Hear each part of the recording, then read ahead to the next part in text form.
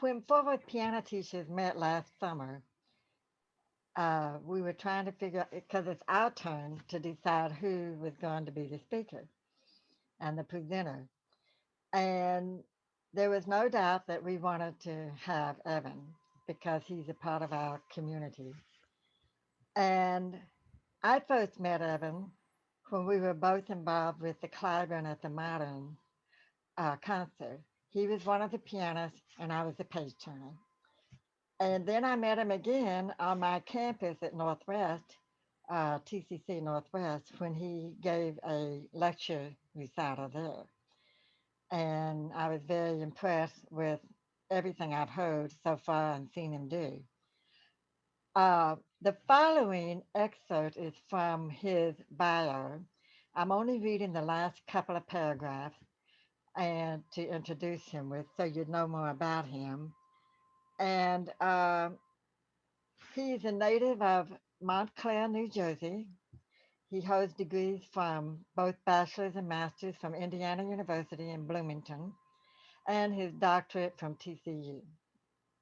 His teachers were John Owens, Amado Cohen, and the late Jose Fagali. And he has worked with numerous artist teachers, including Yoraved Koplinski, Barry Douglas, and Ann Chan. As an educator, he has served as associate instructor of piano at the Indiana University Jacobs School of Music and is currently on the faculty at TCC Northeast Campus. In addition to his private student teaching, he has given master classes at the University of Florida, Southwestern University, Santa Fe College, Western Kentucky University, and other institutions.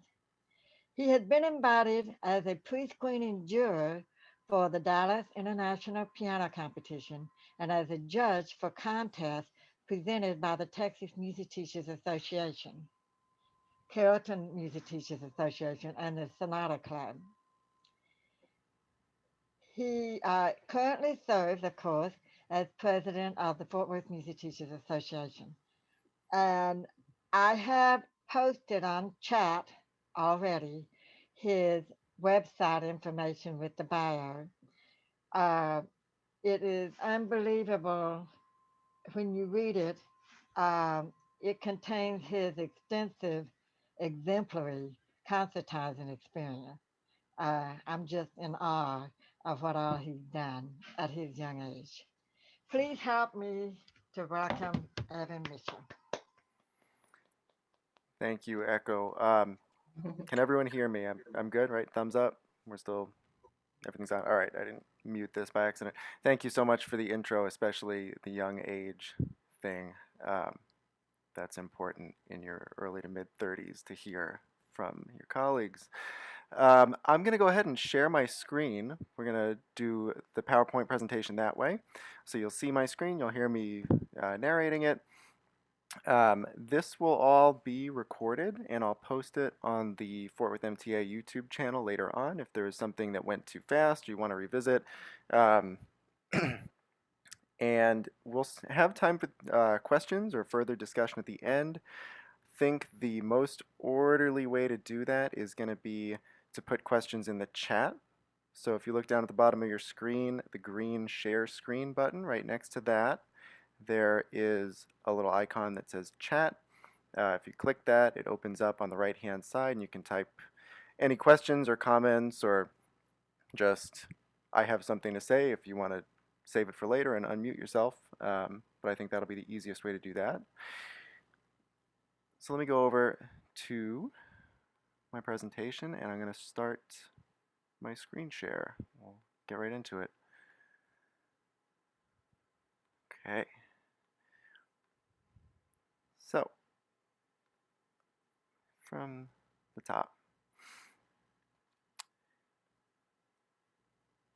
Me, myself, and motivation. I'll talk about the title in just a moment. Motivation is kind of a perennially relevant topic in teaching, and how do we get our students motivated? So most of the work happens at home in between lessons, and so they stick with it. Especially as they get older, they develop other interests, and um, sitting down to practice with mom or dad is no longer quite the same as it was when they were very young.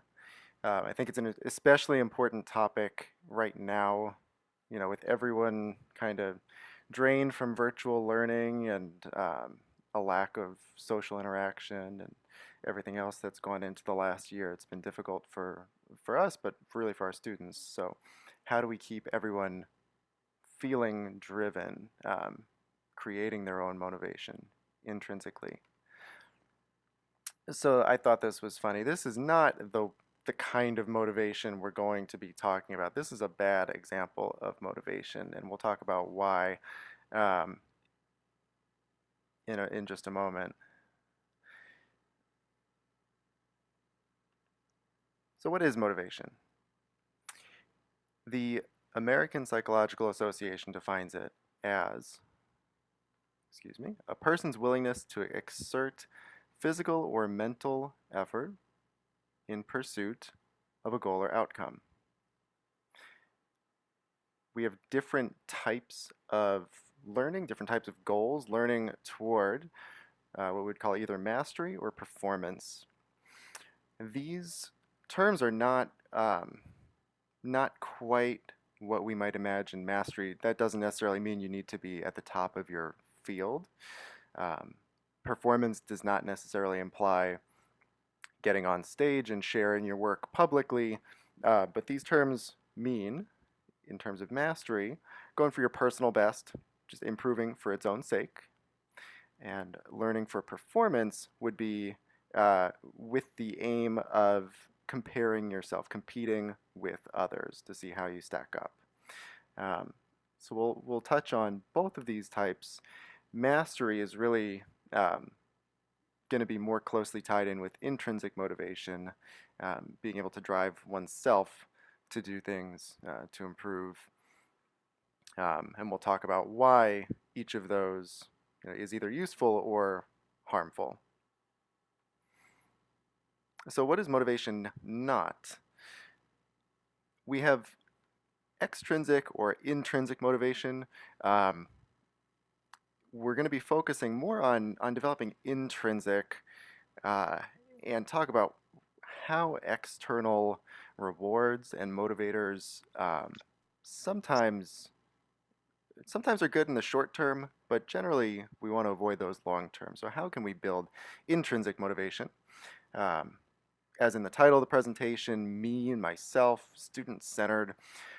All of this is pointing toward the fact that we want this to be sort of a perpetual motivation machine within students. We want to plant this seed and nurture it so that students are generating their own interest and motivation perpetually. It's located within them. It's not something magical that we say or do, and it all of a sudden we've picked the coolest looking trophy, and that kid who complains about practicing every week is sold on it, and they change their mind. That's not what we're going for. That's not quite how it works.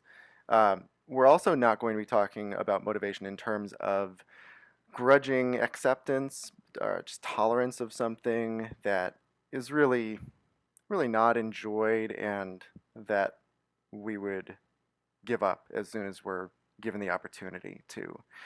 We want to talk about a consistent pursuit of goals or outcomes, and I think willingness is the key term in that definition, that we're willing to do it, that we are driving ourselves to do it. It's our choice. Um, it's not, staying a few paces ahead of the bear chasing the cyclist up the mountain, or the student trying to avoid their teacher's next explosion. Um, but something that we choose to do, that we are willingly undertaking. So in the presentation, I've got a few objectives. I hope to lead a brainstorm of creative and inspiring ways to value process as opposed to results, and encourage working toward mastery, not competition, not performance. Hope to clarify why many things that many of us already do fall within the principles of what we're going to be talking about today. There are a lot of things that I may touch on today, and you say, well, I already do that. Um, and that's great, and that's great teaching instincts, and you may do it for other articulated reasons, but I hope to clarify why those relate to some of the educational psychology and some of the other principles behind most of my talk. And I also hope to provide food for thought that this may spur you to come up with your own ideas to help um, students develop their own sense of intrinsic motivation after the fact.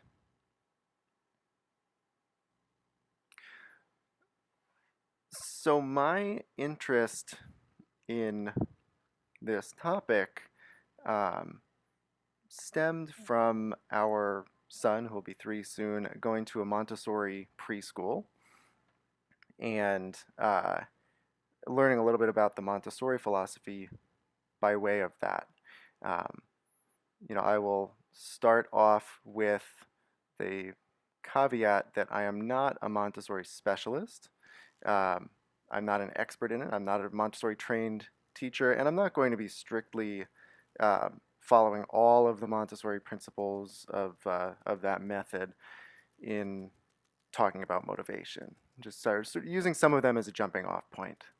Um, Montessori was something that I remember asking my parents about it at some point. Well, what does that mean? There was a Montessori. One of the public elementary schools in my hometown was a Montessori, and I remember asking at one point, and one of my parents gave a response like, "Well, you just kind of do whatever you want," and that's part of it, but it's kind of like the misconception surrounding the Suzuki method, where you just learn by ear, you never learn music, you just copy. And there's a kernel of truth maybe, but it's a small part of what the whole method is, and it's a misconstruence of of the method. Um, so in having our son in this Montessori preschool, I was reading through the pretty extensive parent guidelines, mostly to make sure that we were getting him toilet trained the right way. But there was a comment in one part of it, I think, to do with, give your kid as much time as they need to do each task and encourage and this and that. Um, and it said that children focus on process, not results. And that's obvious when you think about it. Kids don't have the life experience, at young kids especially, to understand how much work needs to go into something, the way that time elapses, and the way that their actions have consequences, sometimes much later in the future. But I also thought that this is a really helpful thing in teaching, um, and I realized, a lot of the time in trying to motivate students myself, I would try to convince them by explaining how wonderful the result would be, and not an external result, but how great they would feel about their playing, how well they would play if they just would, finally figure out a way to sit down and practice for X amount of time or whatever. I felt like it would be demotivating to say, you need to do this X number of times and this and that, which would be talking about process. So, uh, process is going to be the focus of the talk, how we make process its own reward, how we enliven and inspire the process and make it feel student-centered so that they feel like they are an active partner in the process, that they're kind of leading the way with us as teachers. So briefly, about the Montessori method, named for Dr. Maria Montessori, the first female Italian physician, graduated from medical school in 1896, and shortly after that was assigned to a clinic for children with intellectual and developmental disabilities.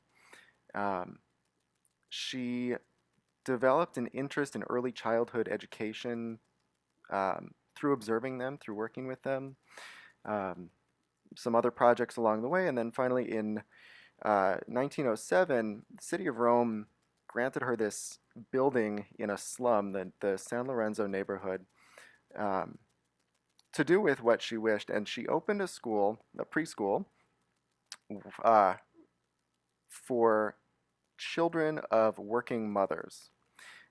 She was an advocate for women's rights, and women's independence from traditional marriage arrangements. Um, she herself had her son Mario with um, a partner who she never married because she wanted to work. She didn't want to be um, tied down into what she viewed as a traditional role. This was something new, and she wanted women to be able to explore professional lives outside of the home. And she also wanted to help keep these children, especially as they got a little older, off the street and out of trouble, and to provide a solid early childhood um, moral and educational upbringing for them. So she opens what she calls her first Casa dei Bambini, the children's house, in 1907, and makes a few innovations that sort of become the basis of her method. Um, a few of these that I'll come back to throughout the presentation, a few important terms are the prepared environment, and I'll be borrowing definitions from a few resources about a few different books I have here on the Montessori method. There are a couple of direct quotes from Montessori herself that I'll attribute. The prepared environment is an atmosphere created to enable the child to be free to learn through his own activity in peaceful and orderly surroundings adapted to the child's size and interests. So what this means is that in a Montessori classroom, furniture is child size, which we can take for granted today, but it was uh, revolutionary then. Shelves tend to be open, so children can see what materials are on the shelves, what they would like to choose to work with. And any activity, any learning, anything that happens in a Montessori classroom is referred to as work, as a type of work. Um, Materials are placed uh, on the shelves according to lessons that are being covered or according to the child's developmental stage. So it's not just, you know, everything under the sun is on these shelves and the kids are overwhelmed with choices, but they're carefully curated. Um, the humble teacher refers to the teacher's role as more of a guide than uh, an authority figure, a top-down instructor, more a learning uh, partner.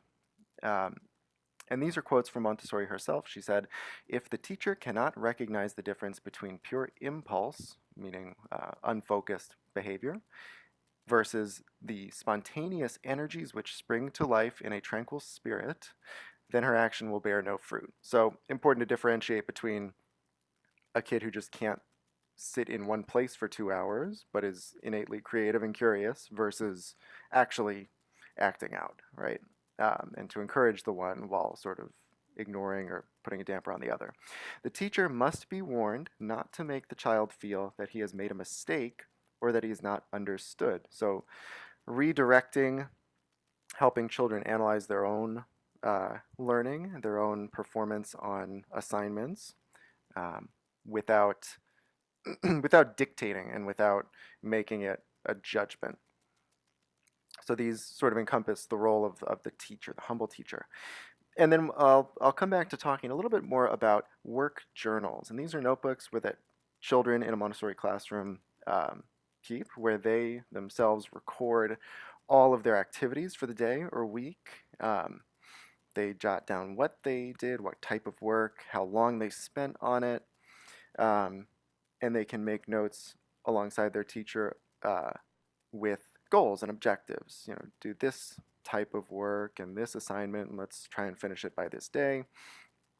And then they'll review that periodically with the teacher.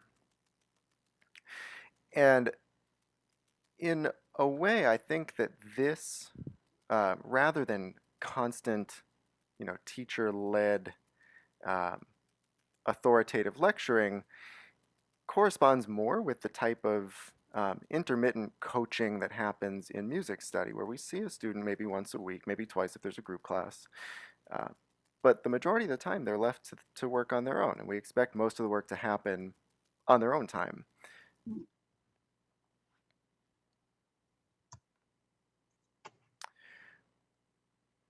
The biggest thing that Montessori, again, with the caveat that I'm not a Montessori specialist, but probably the biggest um, character trait that Montessori philosophy aims to develop in children is independence, self-sufficiency, and strong executive control. We'll talk in a minute about executive control and function.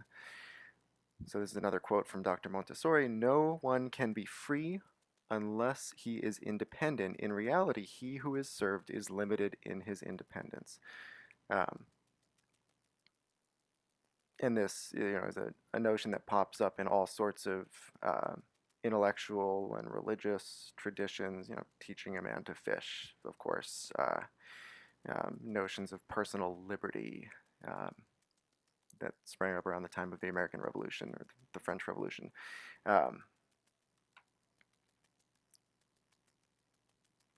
and in terms of executive control, executive function, a couple of definitions here. The first is just a general definition from Merriam-Webster. The second is from the APA, I think.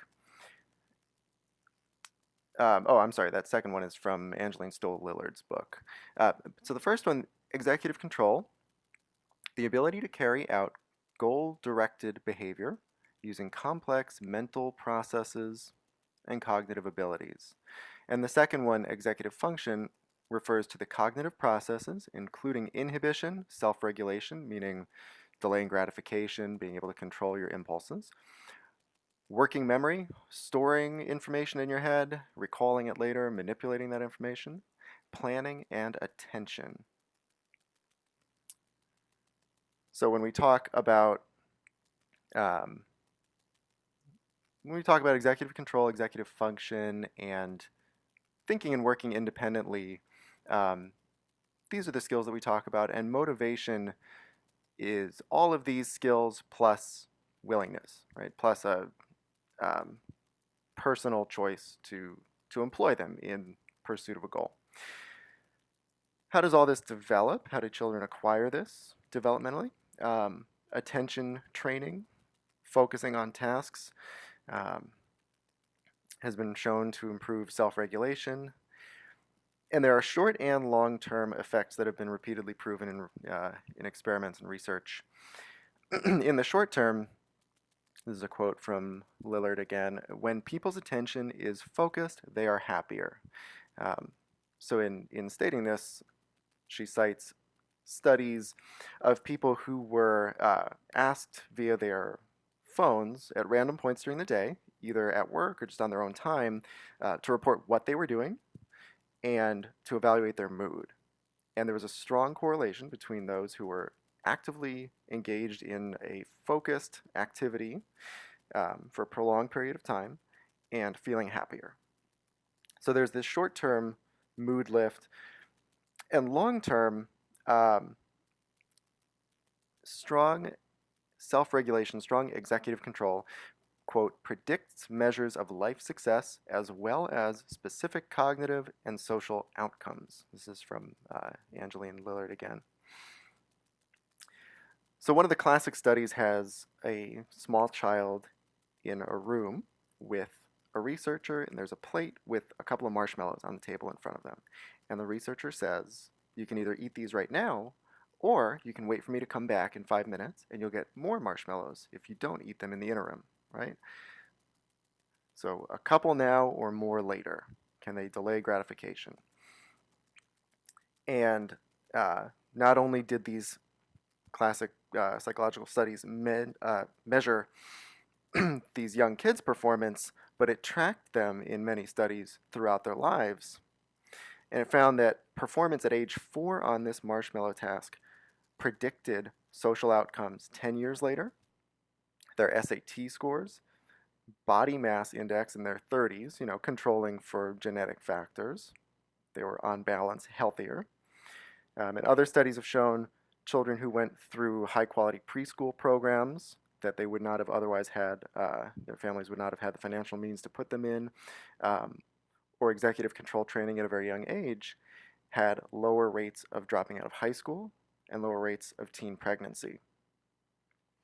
So when we talk about transferable skills and life benefits of studying music, besides the emotional outlet, besides enhanced creativity, any of these things, these are kind of the jackpot of transferable skills. This is really what we mean, that by focusing our minds on this activity, we can improve this kind of executive control. In talking about extrinsic and intrinsic motivation, um, primarily we're talking about rewards, financial or praise or something else when we talk about extrinsic motivation. So how do they affect our sense of enjoyment? And our sense of enjoyment in doing something is going to lead us to want to do it more.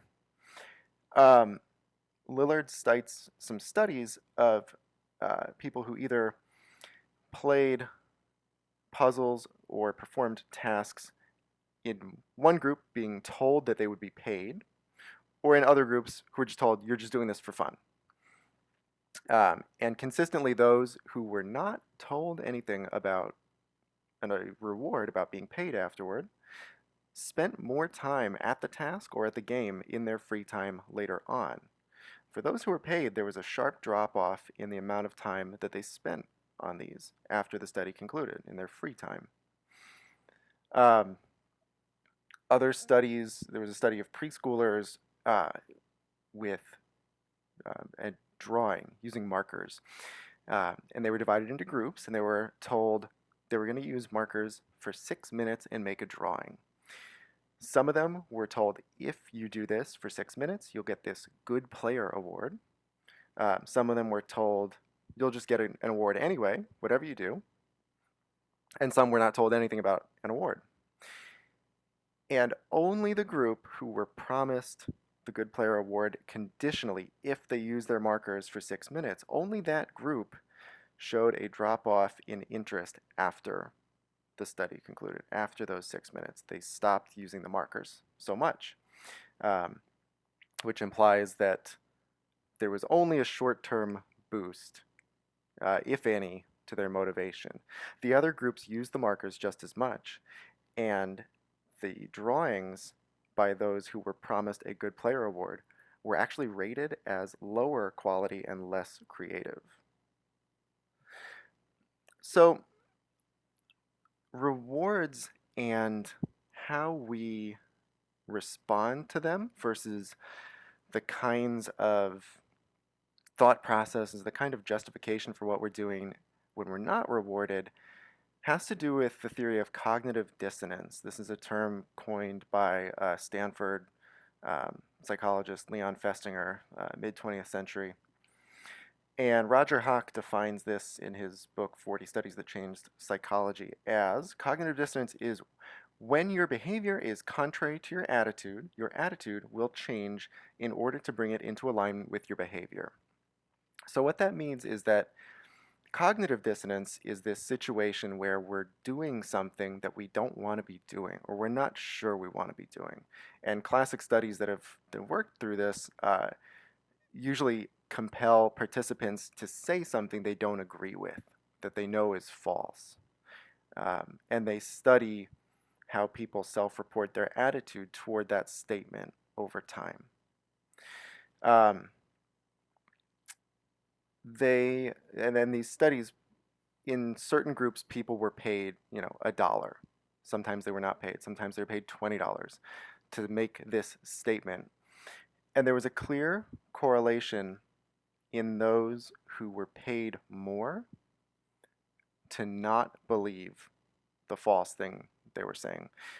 In other words, those who were not rewarded sincerely came around to justify what they were doing, to justify what they were saying, so that they didn't feel this cognitive dissonance anymore. And this is, just within the confines of a psychological experiment. We're not compelling anyone to say anything that's not true. We're not trying to manipulate students in any horrible way. But this is what cognitive dissonance is and how the brain resolves it. Probably the most memorable thing from my intro to psychology class, whenever freshman year of college, was the notion that if you want to get someone to like you, get them to do you a favor. which is kind of counterintuitive, right? We think we should make a good first impression, we should do someone a favor if we've just met them. But actually, if you've got a new acquaintance or a casual acquaintance and you ask them to do you a favor and they have a couple of minutes and they're a reasonable person and they agree to it, they're left subconsciously wondering, why did I just take time and volunteer to help this person? Why did I make an effort on behalf of this person that I don't know that well? And the brain tries to resolve that cognitive dissonance, right? The attitude that I don't know this person that well versus the action, the behavior that I helped them out. I gave them my time and effort. And the brain resolves that by saying, well, I guess I like them. I guess I did it because I wanted to. So getting someone to do you a favor forces their brain to resolve this cognitive dissonance. Um, just an illustration, not something we would use in teaching, but to illustrate what cognitive dissonance is and how it works. The undermining effect is something else that research has described um, related to extrinsic motivators and rewards. Um, and what it means is that the short-term boost in motivation that is followed by this sort of drop-off, this cliff of motivation, when rewards are involved, actually makes study participants less interested after getting a reward in activities that they were previously interested in. So rewards do maybe, in some cases, help motivate us to do things that we don't want to do. But once we've received that reward, it drops off. And if it's something we were already interested in, that reward actually does more harm than good, even in the short term, and especially in the long term.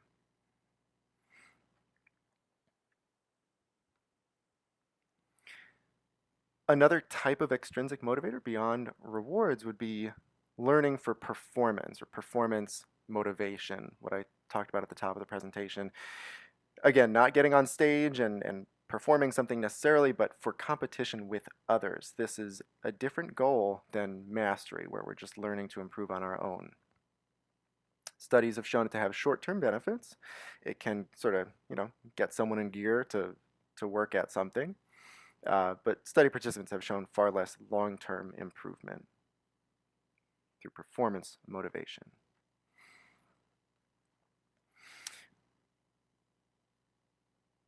Another important item that can serve as a demotivator sometimes is a deadline. And it's something that we also sometimes associate with being a positive motivator. They do show some short-term motivating potential, but then interest wanes. After the deadline passes, people don't want to do whatever they were supposed to do by the deadline. Lillard, in her book, cites studies of participants asked to do puzzles or written assignments. In the groups that were told of a deadline, their interest in those puzzles or assignments fell off drastically after the deadline within the study happened. Even those told that there was no deadline, just told to work as fast as possible, or even told nothing, completed the same tasks in the same amount of time. But their interest remained after that deadline that was imposed in the study. So we can't avoid deadlines. I mean, we're about to enter tax season, and people have to deal with deadlines throughout their lives. So how do we reconcile them as a fact of life without feeling any demotivation from deadlines? One way is to prepare way early. And then, in terms of a private teaching or music teaching application, if you want to sign a student up for a recital or a competition or something, having them prepare way early and just say, okay, we're going to learn these pieces. Not necessarily, this is going to be your big competition piece and it's happening at this time. They may very well get the same amount done in the same amount of time. And if you prepare them even earlier, they certainly will. And you can save details about a deadline or an upcoming big event for the last minute or at least a little later on in the process. Another way that ties into Montessori philosophy and the work journals would be to have students set their own deadlines. Um, of course, if they suggest something that's way off base, you kind of steer them in the right direction, or you can give them a couple of choices. Do you think you want to do this much with this hand in 2 weeks, or do you want to aim for this passage in 3 weeks? What are our short-term, what are our long-term goals? And have them create them themselves. They take ownership, um, and they feel more driven to do it because they've promised. They said that they wanted to do that. Um, Periodically check in and see every week or every couple of weeks how they're progressing toward those self-set goals, um, and ask questions. Do you think you do you think you met this goal, this intermediate 1 week goal? Oh well, this part of this piece sounds great. Maybe this part didn't come along quite as far as you thought. Why do you think that is? Do you think we need to adjust something about our plan? Do you need to do more repetitions on it? Do you need to make shorter sections? Um, so by having students set their own deadlines, their own goals, we can kind of creatively sidestep the negative feelings that they may arouse. So far, what we've got from educational psychology, social psychology research, um, and in looking at Montessori philosophy a little bit, sort of conclusions that we can now apply. Students should feel that their input is valued. They should have uh, choice and opinion about what they're doing. They should have agency and independence and self-regulation, executive control. Um, Improvement itself needs to be the goal. Any rewards, extrinsic motivators need to be targeted, um, used very sparingly. We need to balance routine and unpredictability. So we can't throw everything out the window and let a student, you know, do absolutely anything in a lesson. Um, but we shouldn't be so beholden to routine that we don't keep things interesting. Learning happens at the student's pace. So if we do all of the above, if we have students who are independent, who are good self-regulators, who have great attention, who um, feel rewarded by the process, by improving. Um, if we charge the whole process with enough energy, fun, and intrinsic value, they don't want to stop practicing. They'll just sort of keep generating their own motivation. And then learning happens at a pace that makes all of these extrinsic deadlines and goalposts and performance goals easily attainable without making them the focus. So how to get there? We have to help first, if students want to feel that their own input is being heard, that they are independent, that they have some sort of stake in the matter, they're not just being dictated to, we have to cultivate autonomous actions and autonomous thoughts. So what do we not need to do for our students? Where are some areas that we can let them make decisions without, I'm going to eat gummy bears for breakfast 7 days a week, like without compromising all structure and, uh, you know, sense of purpose about what we're doing in the studio.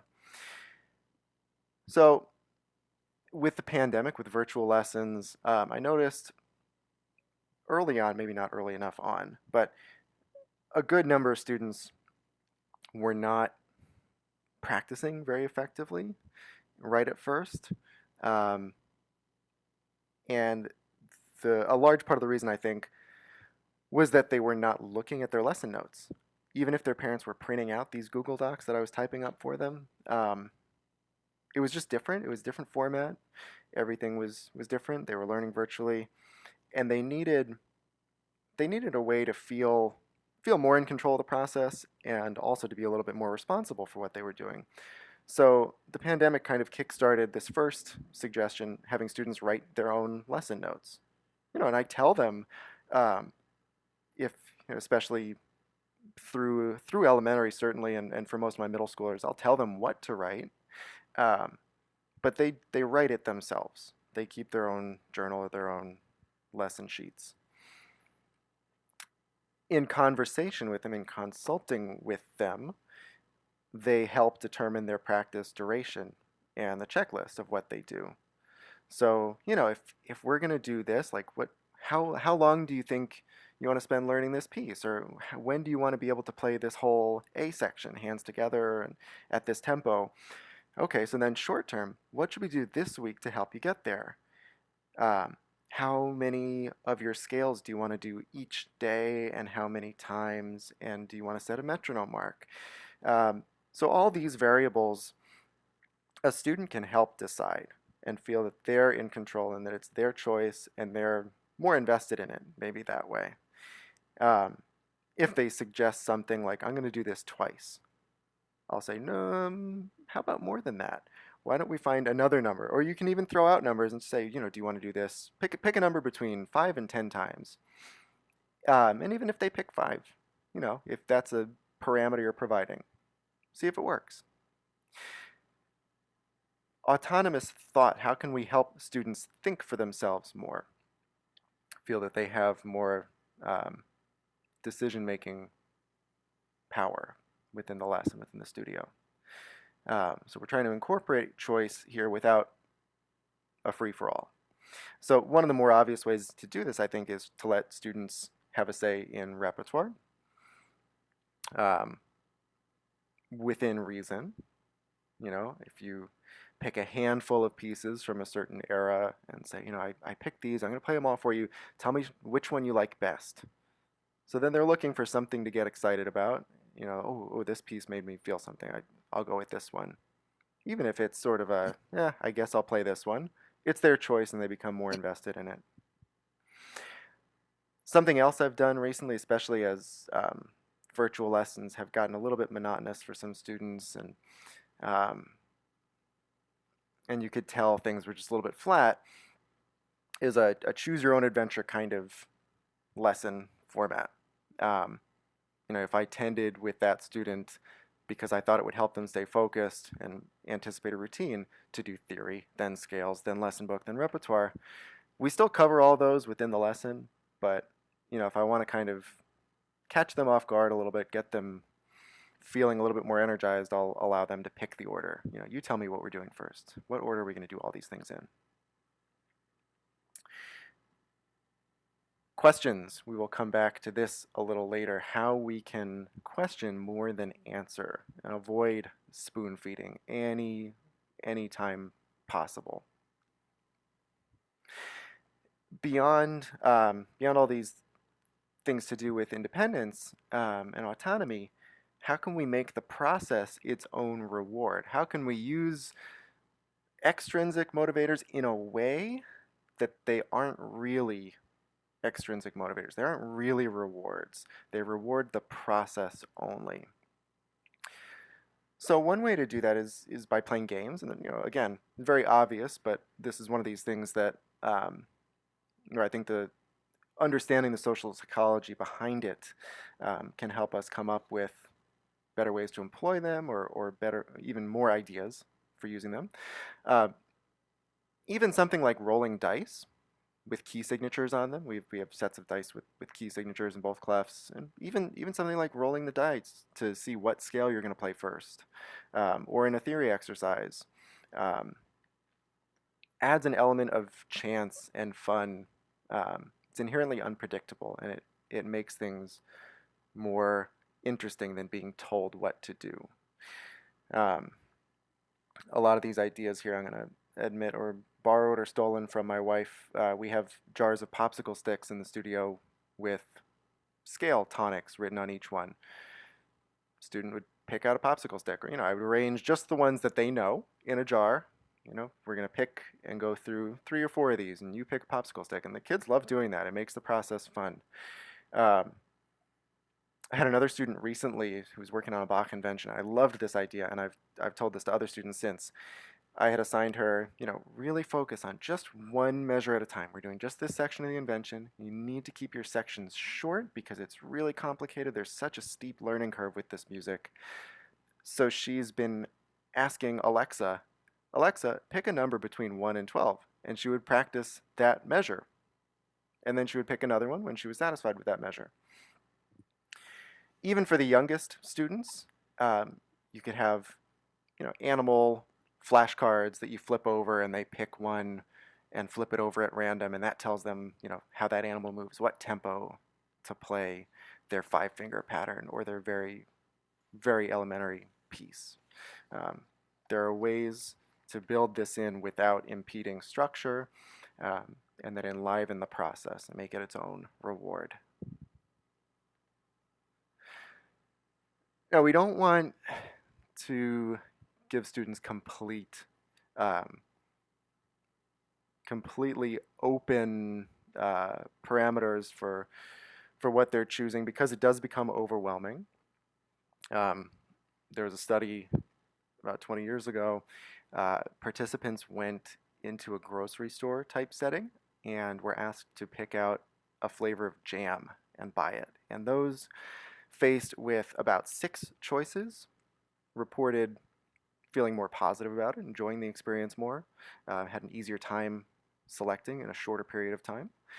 Those who were looking at a huge array of choices, 24 to 30 in this study, reported feeling overwhelmed and less motivated and less positive about the whole experience. So we have to give students freedom within guidelines. We shouldn't say, go learn this week, right?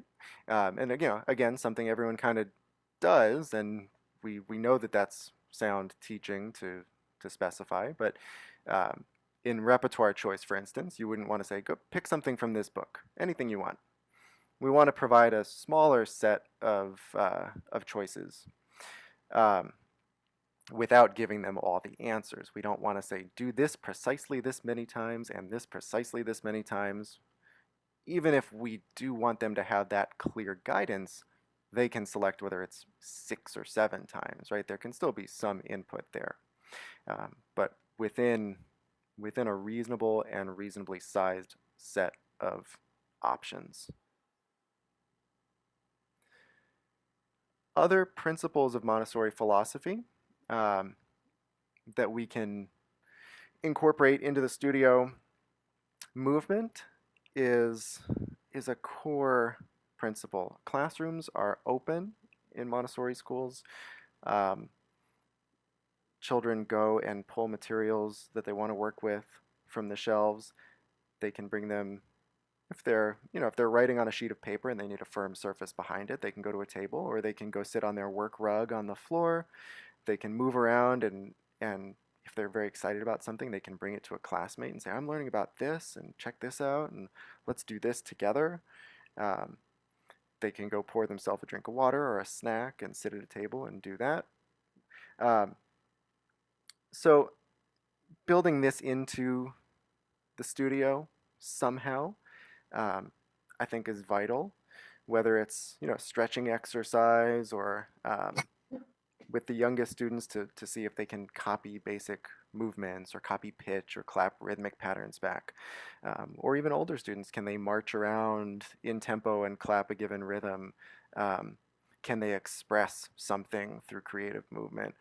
Even something as simple as, oh, would you go grab that book off the shelf for me? I want to show you something in it. Or um, go get a closer look at that portrait of Mozart or whatever, that score hanging on the wall. Something to break up the routine. Mixed age groups.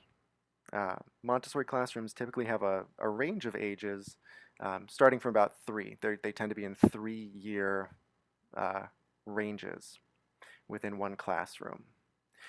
And the thinking behind this is that the older kids help mentor and bring the younger kids along.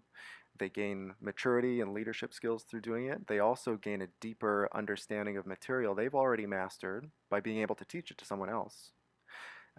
while still having age appropriate work that they can conduct on their own. Um, and the younger kids want to emulate the older without feeling like they're in some sort of rat race where, one student within one grade level in a class who's slightly more ahead gets to make the others feel inferior.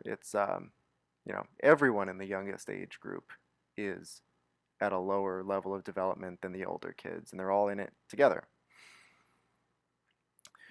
Accumulative lessons and projects. Um, this term cosmic education, which sounds really highfalutin, and would totally not be used in contemporary pedagogy or educational psychology, but that Montessori defines as the total interrelated functioning of the entire universe.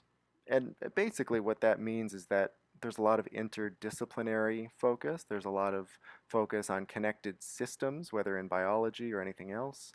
Um, and there is a revisiting of older material or of outlines that are sketched first, at one age, and then maybe filled in greater and greater detail over time.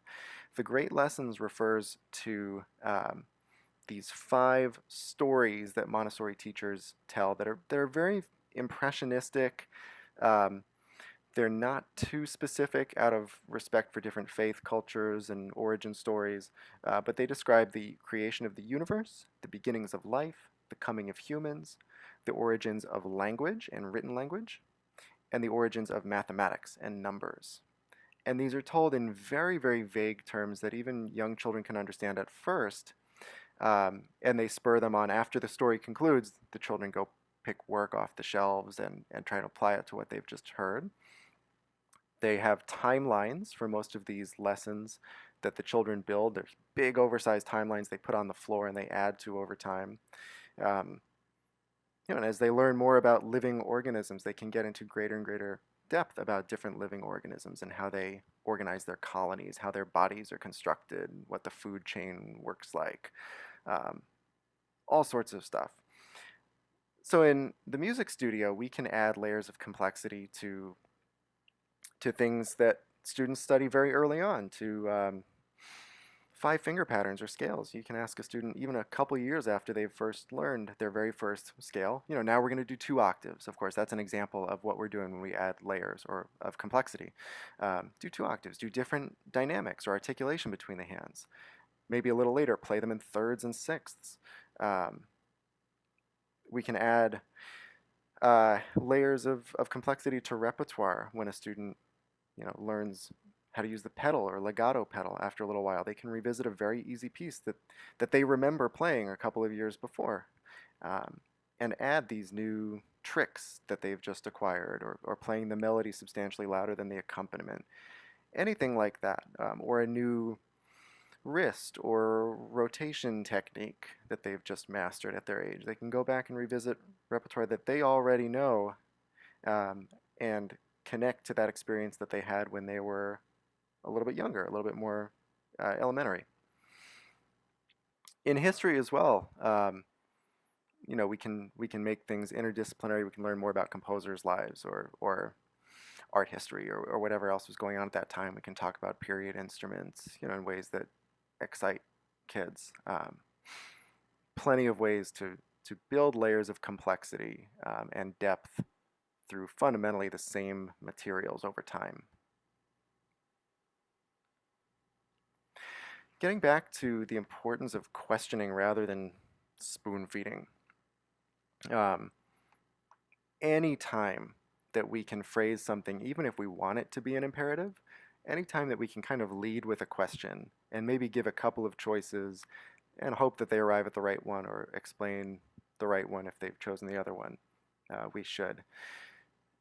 We should always try to acclimate students to thinking, even if it's not requiring much of them, just the habit of thinking, saying, yes, this is my response, and articulating it. If this, then what? Understanding the consequences of an action, or if I do this many times, or if I play this hand this loud, what do I have to do with the other hand? Or understanding, whether in terms of goals over time, or with how we move our hands on the keyboard, or how we sing, or whatever it may be. If we have a goal that's called Z, what do we have to do right before that? What's Y? What step is that? What step is X? Even more immediate, right? Shorter term. And what all this does, there are a couple of benefits, I think, to doing this. It exercises the working memory, which is one of those cognitive processes I mentioned a while back, um, that goes into executive control, executive function. Students are being forced not just to sit there and be quiet and well behaved and play all right in a lesson and do all the thinking at home, but um, they're being asked to hold material, hold information in their minds, to recall it later throughout a lesson when asked, and then to manipulate it, to think critically about it. All that exercises the working memory. This also simulates a mock practice session. You're doing a dry run with the student, a kind of dress rehearsal of everything that needs to be going through their mind when they're practicing on their own, because so much more time is spent on their own than with us. Um, it's one thing to tell them, do this many times, listen to this, do that, but to get them to respond to questions where they are coming up with the answers on their own, where they're reacting to what they're doing. They get used to hearing us ask a question, then they start asking those questions themselves, then they start answering them. That entire process is what they need to be doing on their own, and it eventually becomes a habit if we can simulate that in the studio. And then, sort of last uh, idea, sort of final um, suggestion would be that one size doesn't fit all. Students are people, and they have different interests, and they're not all going to be equally um, excited about taking a theory test or doing whatever. And that's not to say that we shouldn't sign them all up for many of the same activities, but we have to frame them differently. Um, Ask, what do you do this week? You know, do you play any sports? What are you learning about in school right now? Um, I discovered recently, and it would not have been, I wouldn't have known if I hadn't asked. Um, you know, Especially with virtual lessons, not seeing them, and different kinds of social interaction through a screen, but learned that some of my high school students were starting to do some of their own teaching. So we've talked about how to lesson plan, and like what materials they use, and how they help their students figure out how to practice on their own. It's another one of those things that just by trying to relate to our students, we would kind of do that instinctively, but explaining why this is important in terms of helping them build their own interest, helping tailor instruction, uh, and frame things in a way that makes the most sense to them. Even something like, if a student is motivated to play, and if you're trying to make that melody sound as beautiful as possible, what other instrument do you have in mind? What do you think the composer's thinking of? Well, have you asked them if they've ever seen an orchestra perform, or if they know what that instrument looks like? Or, do you want to show them a video really quick in the lesson so that they know what you're talking about and they can relate to it? And then beyond music, if students have creative pursuits, and it just seems like maybe they're finding practicing is a little boring, maybe they can add lyrics to enliven things a little bit, enjoy practicing a little bit more. Maybe in instrumental music, that is, and maybe they can add a story uh, to help dramatize what they're doing, to feel a little bit more emotionally invested in it. Um, Lots of students play sports, and I think we get the feeling that maybe they enjoy their sports and they feel like music is something they have to do sometimes. Um, Instruments have changed over time. The way that we present concerts has changed over time. Of course, the kind of music being composed, created, has changed over time. And sports change over time, right? Uh, Field sizes, rules governing gameplay. Um, Major League Baseball issues new new rules seemingly every year. I'm still crossing my fingers they're not going to institute a universal designated hitter this year. Um, Students can relate to that. You know, if you say, well, look at look at what basketball players wore 50 years ago. You know, the short shorts and high socks and stuff, and um, look at what this instrument looked like. You know, this early piano looked like, um, or anything like that. Find a way to frame change over time, even in the performing arts, in music, different style periods, whatever you want to cover, through the lens of something that sincerely interests the students already, and then make learning about change over time a theme rather than how many keys does this harpsichord have? What is a manual? You know, and rather than dictating, rather than rote memorization and hoping miraculously that the student is going to find that fascinating after they memorize a bunch of stuff.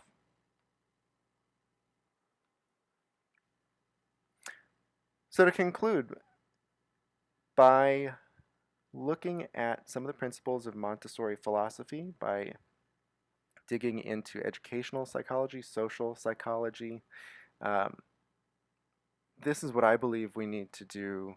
And again, you know, many of these we do already in different degrees. Um, but these are some of the things that I believe we need to do to develop intrinsic motivation, to help students find that within themselves and to perpetuate it. We need to lead students to value mastery, cultivate executive control, independent thinking, encourage autonomy, good self-regulation, and attention. We need to understand the limits of rewards and performance motivation. That's not to say we shouldn't sign students up for competitions, um, but use them sparingly, and when we do use rewards, use them to reward the process, make the process fun. Creatively manage deadlines so that they don't have that negative after effect where progress drops off right after a deadline. Move. Don't take for granted the routine breaking and just general physical and mental well-being that moving can promote in a lesson. Make it fun, balance routine and freedom, make things feel superficially unpredictable without messing with the underlying order and structure and objectives. Explain, value, enliven, and reward the process, not the product, not the results, so that the process becomes a reward, and that's where our intrinsic motivation comes from. I mentioned right when we got started that this will be on our YouTube channel later on. Um, so I'll just very briefly show these last couple of slides. You can check these later if you want. They'll be archived up there. These are just a handful of materials that I consulted in putting together my presentation. And I'm going to stop sharing my screen. We'll see if we have questions in the chat. Um, or you can unmute, and if it's not too chaotic, we can just take questions that way.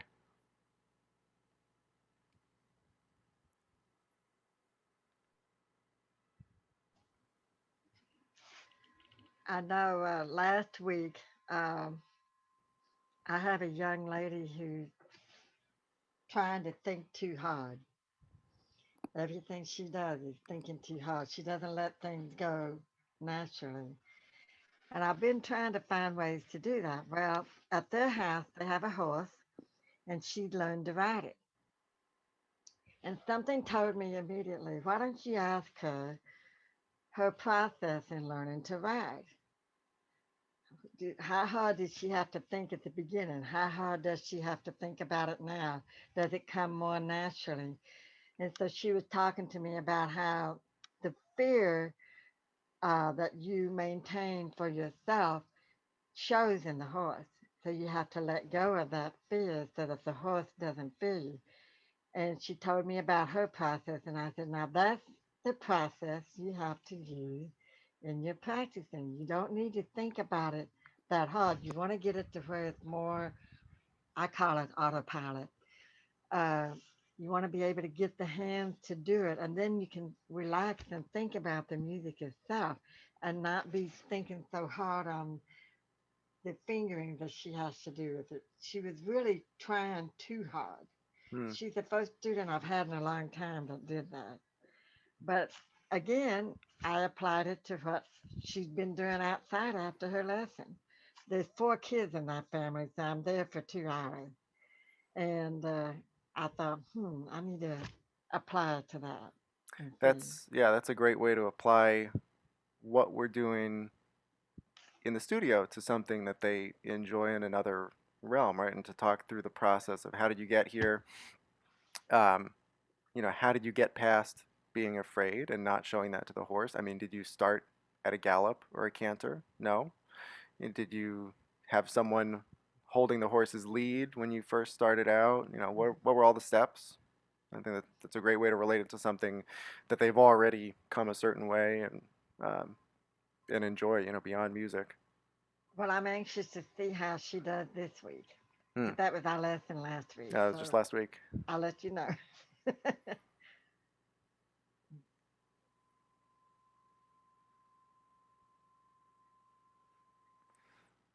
Oh, Rosemary, are you saying something? You're muted. I see a mouth moving.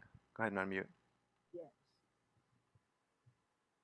I really want to thank you for this presentation because my daughter was 4 when she started Montessori school, and I never thought of any of Madame Montessori's philosophies being applied to music. So this was really grand. I enjoyed it very, very much. Mhm. Well, thanks. And again, the caveat is that I'm kind of cherry picking. I'm not applying the entire Montessori philosophy. There are just Understand? some principles that I think we can apply. There are, other aspects of the students being more self-directed, of the teachers just observing in the classroom that we can't quite apply. We need to demonstrate. We need to lead a little bit more in acquiring a skill like music. But yeah, I was really interested to learn more about it, and fostering independence was. I thought that was such a strong focus of the Montessori philosophy. So that was a great pleasure. You Thanks. brought back memories. Oh, good.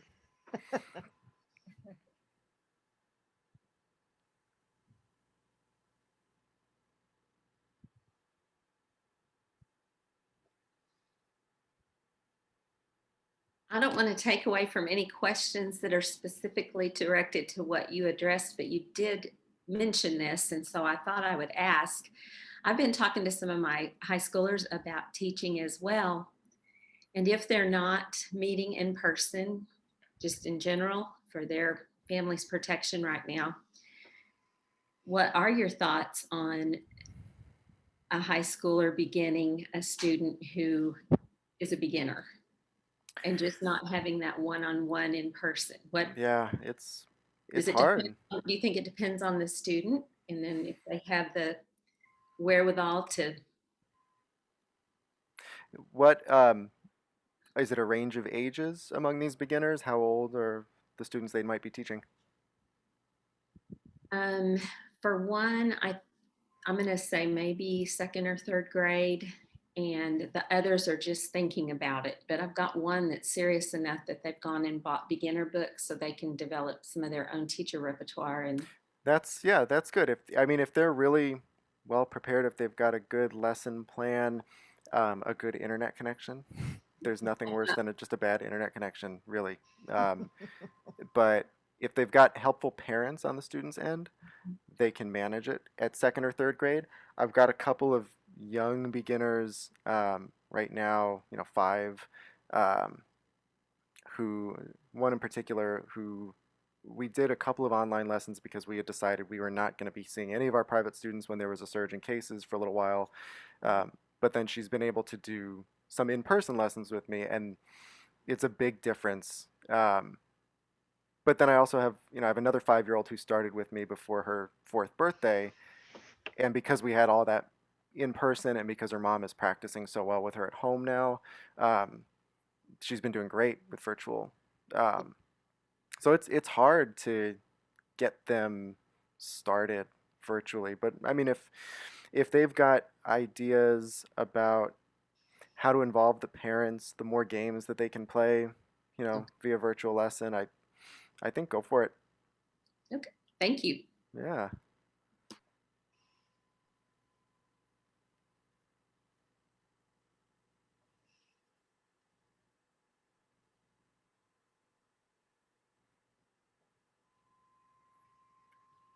Does anyone have motivational tricks of the trade that you've relied on for years that you would like to share, whether you think they relate to um, any of these points or not?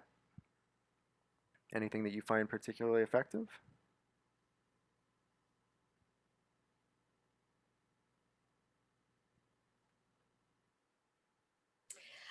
Um, I agreed with your observation in your research that letting them set their own goals is really, really helpful.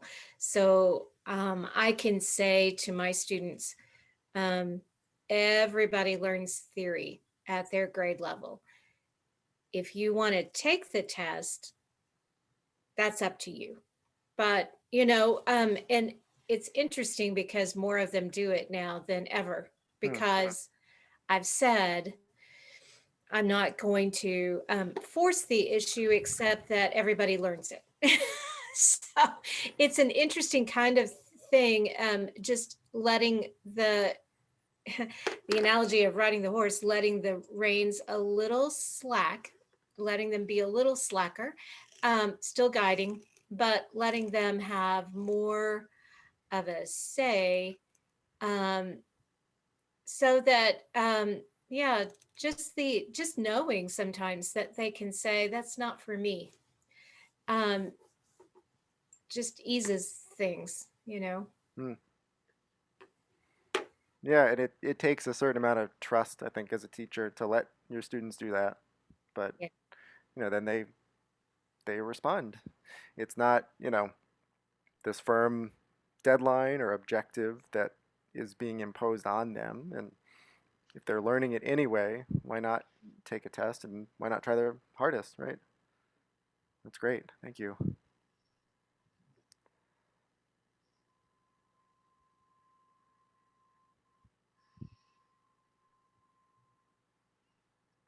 When you were talking about the students writing their own notes, specifically the college kids, we used to sit there and write all of our notes for them, and then here they are at home. They have to do their own notes. I still write a lesson plan for them, what I want them to cover.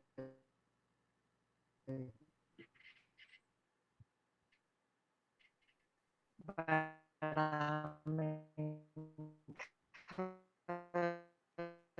encouraging them to write more for them. Online learning has been better for some of the students than it would have been before because they have to take responsibility for themselves. Yeah, exactly. Exactly. They wrote it. It's in their handwriting. They decided they were gonna, repeat this phrase right hand Yeah. 7 times and this one left hand 12 or whatever, you know, numbers they've chosen. So yeah, I found that's really helped, and I wish I had started doing that a little earlier with some of them, especially once they hit, third grade. Doesn't take too much time for them to write stuff down by themselves. You know, they can be trusted to do that as I'm talking them through it. And similar to that, I generally write the notes for them, but I never write them without saying to them, tell me what to write. What do I need to write to help you practice this week? Tell me. And then the other thing about making it more random and therefore a little more fun is I have a dice, and then I also have a little spinner from a game board Mm, somewhere. And so the spinner just goes up to 4, which is kind of nice for repeating a phrase. But the dice, um, we might, roll it for just anything. It could be what scale, it could be which line of a longer piece of music, it could be which section, it can be anything, number of repetitions, anything like that. And we all laugh when it comes up one, and I refrain from pushing it because that's part of the game. But it does make it just more interesting for them to Yeah, have something that's not um, predetermined. yeah. Even if it comes out to 5, like you would have told them, just a kind of nice sounding number. It's because it came through that Yeah. fun process. It was by chance. We've got popsicle sticks for those too, for number of repetitions, and they go up to 30. So there's like a 3, a 5, a 10, and then a 25 or a 30. So when kids pick that, it's like we're there for a little while, but you know, we maybe do a little bit of it in the lesson, and then that's what they're going to do at home. Mhm.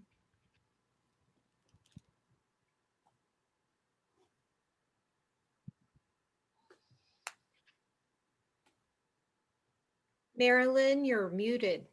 Oh, Marilyn, you want to say something?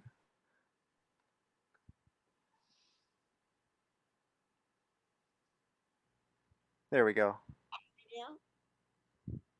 Okay.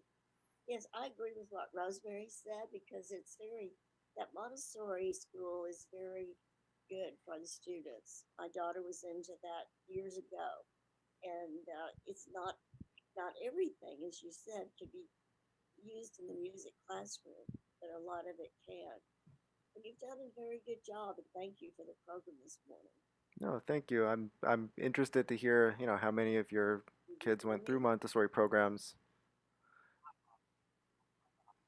It's Yes, interesting to hear, that folks have these positive experiences with their own families going through Montessori programs as well. I mean, I know it only, with our son at a very young age, but we're, very interested in it so far. yes, but it is interesting. You brought out some very fine points, and I appreciate it. No, thank you. Does anyone else have any questions or comments to make? It will be so good when we get out of this pandemic and can see each other in person. That's a good appropriate comment. Yep, I agree. Mhm.